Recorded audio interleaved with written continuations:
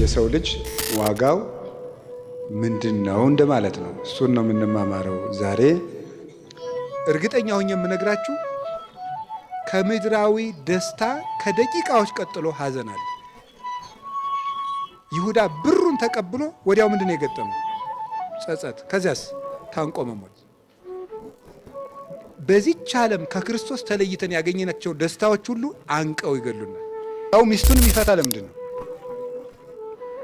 ገደብ የሌለው ደስታ በመፈለግ።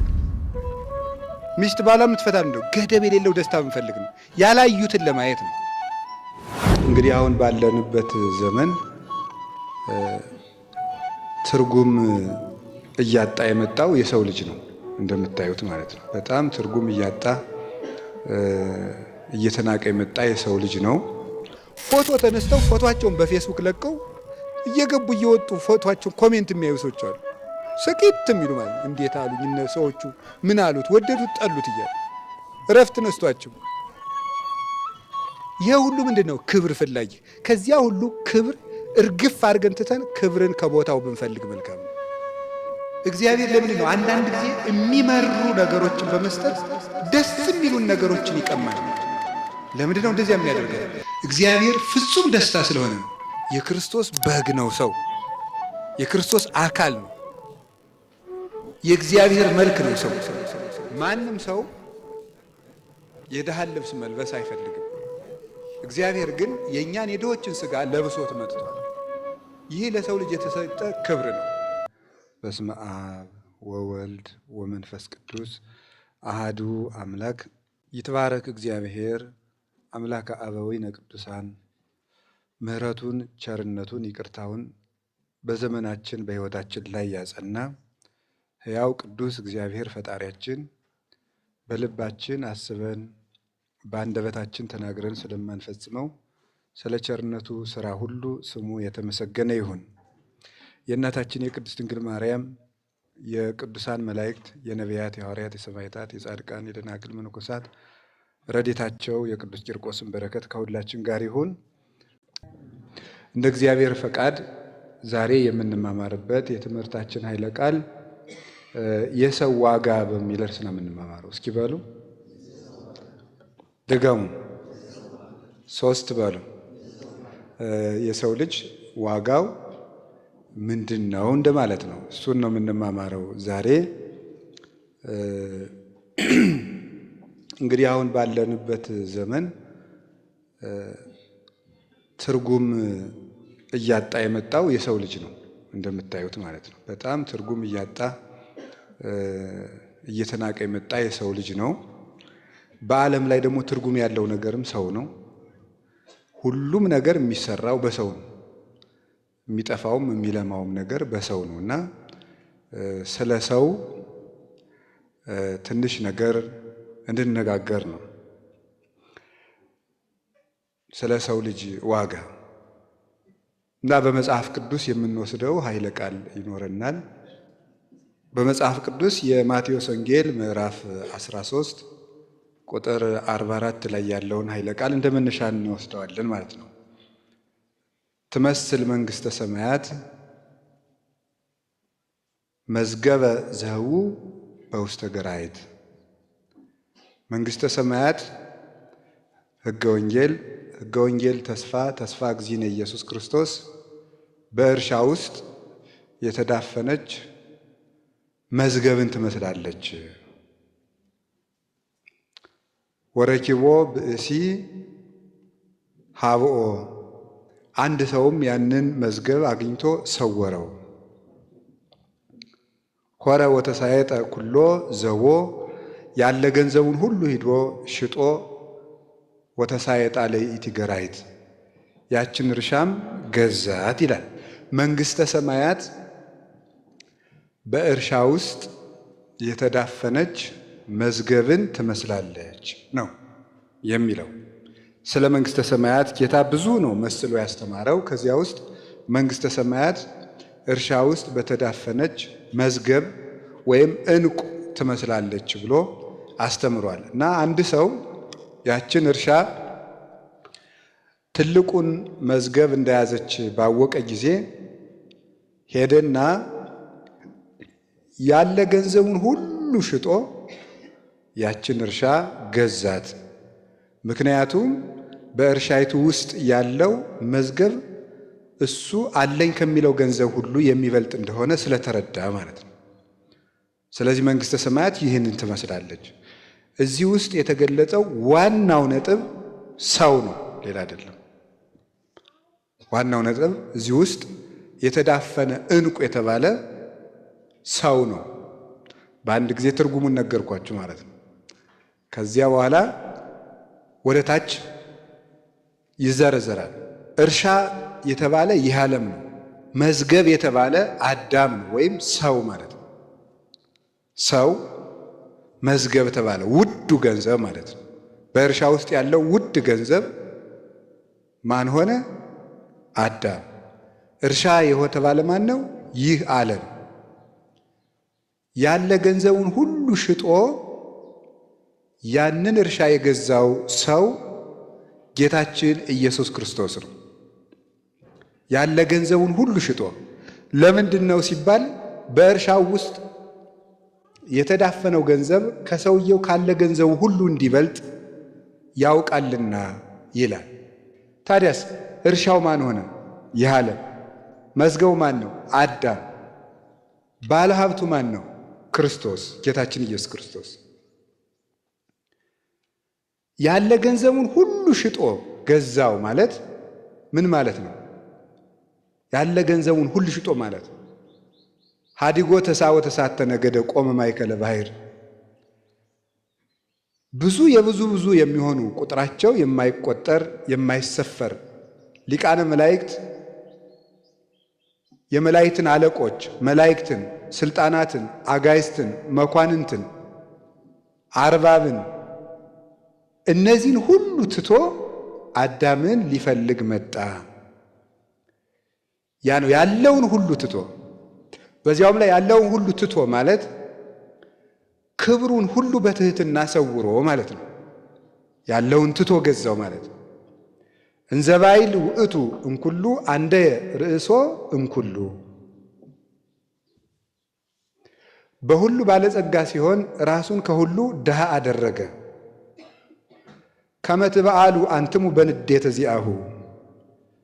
በእርሱ በነዳይ ሥጋ መገለጽ በሱ የትህትና ሥራ ባሕርያችሁ ነዳይ የሚሆን እናንተ በብዕለ መለኮቱ ባለጸጎች ትሆኑ ዘንድ የሰማይ ጸጋ ባለቤት ትሆኑ ዘንድ ክብር የሌላችሁ እናንተ ክብር ገንዘብ ታደርጉ ዘንድ ክብር ያለው እርሱ ክብር እንደሌለው ሆኖ መጣ ይላል ቅዱስ ጳውሎስ። ወነሳ አርአያ ገብር፣ የባሪያን መልክ ይዞም መጣ ማለት በአርአያ ገብር ሥጋ ተገለጸ፣ በሚታዘዝበት ሥጋ ታየ። አጭር ቁመትን ጠባብ ደረትን ገንዘብ አደረገ። እንደ ሰው ልተተ ሕፃናትን ሳያፋልስ አበ እመ ብሎ አደገ። ውሃን ጡትን እየለመነ ከእናቱ አደገ። ይሄ እግዚአብሔር ያደረገው የመጨረሻው ትልቅ ነገር ነው። ሁሉን ትቶ ማለት ይሄ ነው። እንግዲህ ወቦቱ ብርሃን ዘኢይጠፍ፣ የማይጠፋ ብርሃን አለው። ሀበ አልቦ ዘይቀርቦ፣ ማንም ሊቀርበው የማይችል በመመርመር ገንዘብ በማድረግ በሁለቱም ማንም ሊቀርበው በማይችል ብርሃን የባሕሪ ሕይወት የሚኖር ነው እሱ። እግዚአብሔርን ከቶ ሊያዩ እንኳን የሚችል የለም እና ያ ጌታ እየተዳሰሰ መዳሰስ ብቻ አይደለም፣ የሚዳሰስበትን አካል ተቸንክሮበት፣ ተሰቅሎበት፣ ሙቶበት የሰው ልጅ ሊፈልግ መጣ። ያንን እንኳን እንደ መቀማት አልቆጠረውም።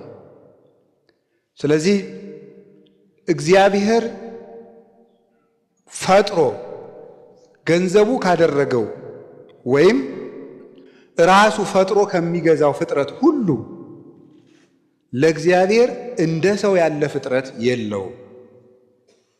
የመጨረሻ ክቡር ፍጥረቱ ሰው ነው። እንደ ሰው ያለ ፍጥረት ከቶ የለም። እውነት ለመናገር ሰማይ፣ ምድር፣ ብርሃን፣ ጨለማ ይሄን ተውትና የሚታየውን የማይታየውን ሁሉ ፍጥረት ብንተወው ከመላእክትስ እንኳ እግዚአብሔር እንደ ሰው ያከበረው ማንም የለም። እግዚአብሔር የመላእክትን አካል አልተዋህደውምም፣ አልለበሰውምም፣ አልተገለጸበትም። ለዚህ ነው 99 መላእክትን ትቶ በባህር መካከል ቆመ ያለው ቅዱስ ያሬድ። ይሄንን ትቶ የሚለው መላእክትን ጥሏቸው መጥቶ አይደለም። መጠመቅ መዳሰስ የማይስማማውን የነሱን ባህሪ ገንዘብ ማድረግን ትቶ ማለት ነው። ያንን ትቶ መጠመቅ መዳሰስ በሚስማማው ሥጋ ባህር ውስጥ ተወስኖ ታየ። የመላእክትን አካል ለተዋሕዶ አልመረጠው። ዝንቱ ውእቱ ወልደየ ዘአፈቅር ወቦቱ ሰመርኩ ያለው ይሄንን ነው። በመላእክት አካል ወቦቱ ሰመርኩ አላለም። ለተዋሕዶ አልመረጠውም። ስምረቱ በመላእክት አካል ላይ አልተገለጸም። ስምረቱ ላዕለ ልህኩቱ ተብሎ የተገለጸለት ለሰው ልጅ አካል ነው። ይሄ ነው ቅዱስ ጳውሎስ ይሄን የተናገረው። ለዘነስኦሰ ይነስኦም መላእክት የለበሰውን ገንዘብ ያደረገውን የተዋህደውን ሥጋ ከመላእክት አልነሳውም። አላ እምዘር አብርሃም አልአለ ከአብርሃም ወገን ሥጋን ይዟል ገንዘብ አድርጓል ተዋህዷል እንጂ ይላል ዕብራውያን ምዕራፍ 2 ቁጥር 14 እስከ 17 ሲናገር። ስለዚህ የመላእክትን አካል ሊያዝ አላለም። ይህ ለእግዚአብሔር ፍጹም የማይመጥን ትሕትናና ፍቅር ነው። እውነት ለመናገር ማንም ሰው የድሃን ልብስ መልበስ አይፈልግም። እግዚአብሔር ግን የእኛን የድሆችን ሥጋ ለብሶት መጥቷል። ይህ ለሰው ልጅ የተሰጠ ክብር ነው እና ያለውን ሁሉ ሽጦ የተባለው ይሄን ነው። ከፍጥረት ሁሉ አልቆ ሰውን በደሙ ሊገዛ ወደዚህ ዓለም መጣ። ያለውን ሁሉ ትቶ መላእክትን ፍጥረታትን ሁሉ መተው ባልደነቀን ነበር። ግን የገዛ ክብሩን በትሕትና መሰወሩ ግን ያስደንቃል። ከሰው ልጆች መቆጠሩ በራሱ ከሰው ልጆች መቆጠሩ ብቻ አይደለም፣ ግን ከበደለኞች ጋር መቆጠሩም ጭምር ነው የሚደንቀን። ወተወለቆም ስለ ጅጉያን ከበደለኞች ጋር ተቆጠረ ነው። ሀጥ መባልን እንኳን አላፈረበትም። ቅዱስ ጳውሎስ ይህን ሲናገር ወመነና ለኀፍረት በእንተ ፍሥሓሁ ዘጽሕኑ ሎቱ በፊቱ ተዘጋጅቶ ስላለው ስለ ድህነተ ምእመናን ኀፍረተ መስቀልን ናቀና ታገሰ ይላል። ሀጥ መባልን እንኳን አላፈረም። አንደኛ ሥጋ መልበሱ ለሱ መጠኑ አይደለም። ያ ብቻ አይደለም የሚያስደንቀው ሰው መሆኑ ብቻ አይደለም የሚያስደንቀን፣ ከሰውም ደግሞ ሀጥ በሚባል ቁጥር መኖሩ። በልተው ጠጥተው ለብሰው በሚኖሩ በባለጸጎች እንኳን መገለጽ አልተገለጸም። በድሃ ኗኗር ነው የኖረው። ይህ እግዚአብሔር ለሰው ልጅ ያደረገው የመጨረሻው ክብር ነው እና የሰው ዋጋው ስንት ነው? ይህን ርዕስ የመረጥኩት ምክንያት በነገራችሁ ላይ የዕለቱ ወንጌል የቀኑ ይሄ ወንጌል አንዱ እሱ ነው። ሁለተኛ ደግሞ ቢያንስ እንደው 1 2 3 ነገሮችን እንድንማር ብዬ ነው። የመጀመሪያው የሰው ልጅ ክብሩን ሲያውቅ ነው ተጠብቆ መኖር የሚችለው። መንጻትም መቀደስ የሚቻለው ሰው ክብሩን ሲያውቅ ነው። ክብሩን ካላወቀ ሕፃናት ለምሳሌ ምን ያደርጋሉ? ሕፃናት ወርቅን ጭቃ ላይ የሚወረውሩት ለምንድን ነው? ክብሩን ስለማያውቁት ነው። ክብሩን ስለማያውቁት ጭቃ ውስጥ እየጣሉ ይጫወቱበታል። ምን የመሰለውን ወርቅ ለሕፃናት ብትሰጧቸው የእናቱን ቀለበት በትንሽ ቆሎ ከጎረቤት ለውጦት ይመጣል፣ ወይም በሸንኮራ አገዳ ቁራጭ ለውጦት ሊመጣ ይችላል። ለምን? የወርቅን ክብር የሚያውቅበት አእምሮ የለውምና ሕፃን አእምሮ የሆነ ሰው ክብሩን በማይገባ ነገር ለውጦ ይመጣል እና ብዙዎቻችን እግዚአብሔር በቸርነቱ ይመልሰን እንጂ ክብራችን ለማይረባ ነገር እንጥላለን። ለማይረባ ነገር እና ዛሬ ማወቅ የፈለግኩት ክብራችን ስናውቅ ከፍ የሚያደርገንን ስራ እንድንሰራ፣ ደንግጠን እንድንወጣ፣ አስጠልቶንም እንድንላቀቅ ከሚያዋርደን ነገር ሁሉ ያን ለማድረግ ነው የሰውን ክብር መናገር የፈለግኩት። ሁለተኛውን ቀጥዬ እነግራቸዋለሁ። ከቃሉ ጋር ናቸው። እግዚአብሔር ከሁላችን ጋር ይሁን። የሰውን ክብር የሰውን ክብር በሁለት ነገር ከፍዬ ማሳየት ፈልጋለሁ። የመጀመሪያው ከኛ ተነስቼ ነው የሰውን ክብር ማሳያችሁ። ቀጥሎ ከመጽሐፍ ቅዱስ ተነስተን እንሄዳለን። የሰውን ክብር እንግዲህ ውዱ ገንዘብ ሰው ነው ብያቸዋለሁ። እዚያ ውስጥ የተሰወረው የእግዚአብሔር ውድ ገንዘቡ ሰው ሆኖ ተገኝቷል። ከሰማይም ከምድርም ከእንስሳትም ከአራዊትም ከተራራውም ከሸንተረሩም ከዛፎቹም ከእጽዋትም ከቀላያትም ከመብረቁም ከደመናውም ከሰባቱ ሰማያት ከሊቃነ መላእክት ሁሉ የእግዚአብሔር ትልቁ ገንዘብ ሰው ነው ብሎናል ጌታ። እንግዲህ በወንጌል እንደዚያ ከሆነ ሰው የሰውን ትልቅነት እንደው እንዴት እንረዳዋለን? የውላችሁ እስኪው ከአሉታዊ የሰው ልጅ ጠባይ ትንሽ ልጥቀስላችሁ። አሉታዊ የሰው ልጅ ጠባይ ለምንድን ሰው ለምሳሌ በጣም ኩሩ ነው አይደለም? ነው አይደለም? አይደለም? አሁን እናንተ አትኮሩም? ዓመት ሰርቆ እኮ አንድ ቀን መጽቶ የሚኮራ ሰው አለ አይደለም እንዴ? በደንብ ማለት ነው። ዓመቱም ሙሉ አመንዝሮ ንስሐ በገባ በሳምንቱ የሚኮራ አለ አይደለም ወይ? አለ። ኩራት ከሰው ልጅ ተለይቶ ያውቅ። ማንም ሰው ባለችው ነገር ይኮራል። ጆሮው ጅል ሆኖ አፍንጫው ትንሽ መለስ ያለች ከሆነ በአፍንጫው ይኮራል። አፍንጫው ሞኝ ሆኖ አይኑ እንደው ጎላ ካለች በአይኑ፣ እንደው ጸጉሩም ሉጫ በመሆኑ ምን ሰው የማይኮራበታል? ፈልጎ ነው የሚኮራው። ፈልጎ እጣቱም ካለች እሷን ቢሆን ለማሳየት በሆነች ነገሩ ሰው ይኮራል። እና ሰው ለምን ይኮራል ታውቃላችሁ? ግን ሰው መኩራቱ ትልቅ ፍጡር ስለሆነ ነው ሰው የሚኮራው።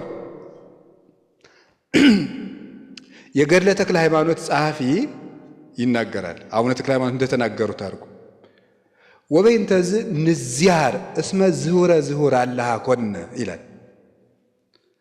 የምንኮራው ለምንድን ነው የሚለው? የልዑላን ልዑል ስለፈጠረን ነው ይላል። የኃያላን የትልቆች ትልቅ ስለፈጠረን እንኮራለን ይላል። እግዚአብሔር ልዑል ስለሆነ የእኛም መልካችን በእግዚአብሔር አምሳል ስለተፈጠረ ኦሪት ዘፍጥረት ምዕራፍ 1 ቁጥር 26 እንደተቀመጠ እግዚአብሔር ሰውን በአርአያዬ በአምሳሌ ልፍጠር ብሎ ስለፈጠረን የእግዚአብሔር መልክ ስለሆን ታላቁ እግዚአብሔር ስለፈጠረን ሁልጊዜ የሰው ልጅ ታላቅነትን ይመኛል። እና ኩራታችን የምትሰጠችው ለጤንነት ነው። እኔ ይሄ መጠን አይደለም እንድንል ነው። ይሄ አይመጥነኝም። ሱታፊ አምላክ ነው የሰው ልጅ መጨረሻው። እግዚአብሔርን መምሰል ነው መጨረሻው። ግን ምንድነው? ያችን የተፈጠረበትን ዓላማ ይጫናትና ያበላሻታል። ኩሩነቱ ኃጢአትን ተጸይፎ እግዚአብሔርን ለመምሰል ነው የተሰጠችው። እሱ ግን ለምን ይጠቀምባታል? ሰዎችን ለመናቅ ይጠቀምባታል። እና ሰው የሚኮራው ልዑል እግዚአብሔር ስለፈጠረው። ከቃሉ ጋር ናችሁ? ከቃሉ ጋር ናችሁ? እግዚአብሔር ከሁላችን ጋር ይሁን። ለውበቱ የሚጨነቅ ብቸኛው ፍጡር ማን ነው? ንገሩኝ እንጂ ለምን ይመስላችኋል? ለውበቱ የሚጨነቅ ብቸኛ። አሁን በሬ እስኪ ቆይ እንዴት ነው እዚህ አካባቢ ታጥቤ ያለው ምናምን ይላል። ፈረስ እንዲሁ እስኪ ጠቡኝ ይላል ወይ? ለፈረስ የተዘጋጀ ሽቶ አለ?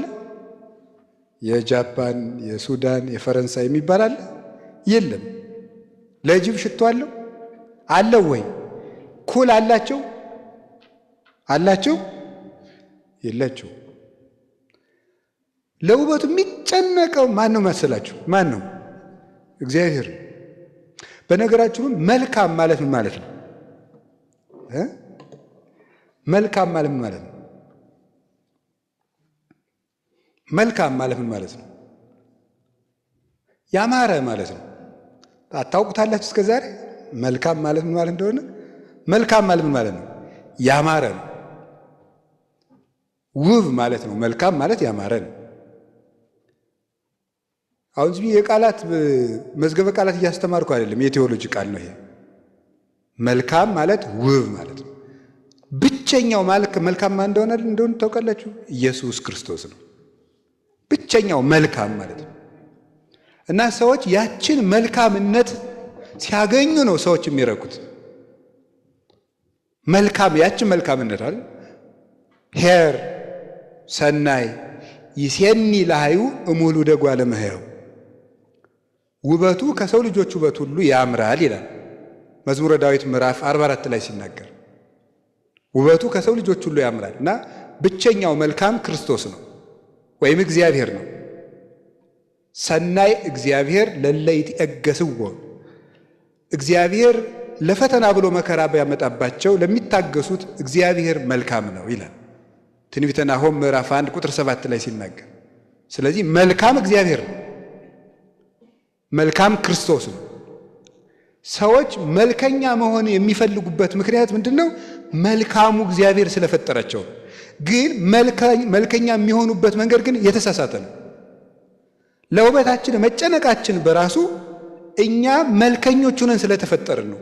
መልኩ ግን ይሄ አይደለም፣ እኛ እንደምናስበው አይደለም፣ ሌላ ነው ነገሩ።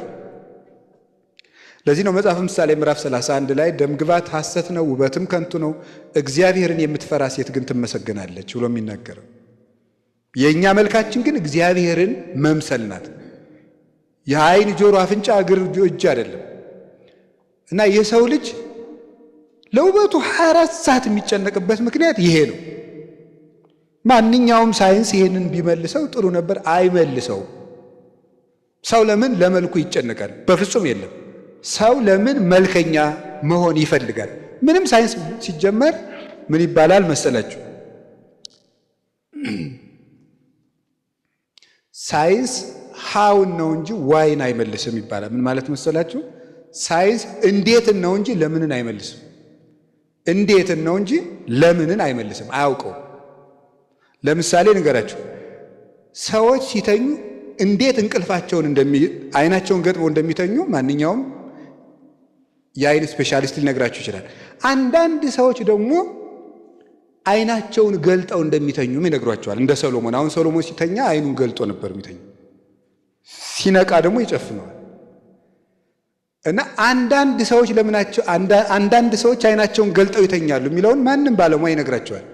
ለምንድን ነው አንዳንድ ሰዎች ግን ገልጠው የሚተኙት ሲባል መልስ የለውም። ይሄ ተፈጥሮ ነው ብሎ ነው የሚመልሰው ማለት ነው። ለምንን አይመልስም።